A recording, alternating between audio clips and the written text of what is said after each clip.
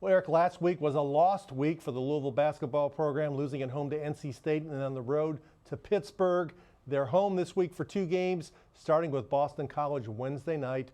What is the path back for this team to get back into the good graces of its fans? You know, I don't know what the path back is, and worse than me not knowing, because I a lot of times don't know these things, but it doesn't sound like Chris Mack knows the path back for this team, and that's what concerns me, is that if we're getting to the later part of January and he's still wondering how to motivate his players as individuals and his team as a group, that is a huge red flag right now. So I don't know. I think the big key for this isn't so much the players, it's Chris Mack figuring out the right buttons to push, because they have some talent to be competitive. They shouldn't be as bad as they've been.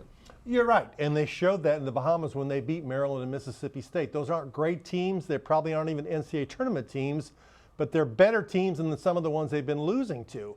And that's what Louisville needs to begin. The players have to look in the mirror. I agree with you. Mack has to find the right buttons and figure some things out and maybe change some things offensively to get Jalen Weathers back into the picture. But the players also have to pick up on the effort, especially on the defensive end, because at this point there are games where you watch them and it looks like some of them have checked out, and there's still 6 or 7 weeks to go in this season. And this fan base, what they know about basketball and how much they love basketball, the passion they have, they're not going to put up with that. And we've seen that from the crowds at the KFC Yum Center.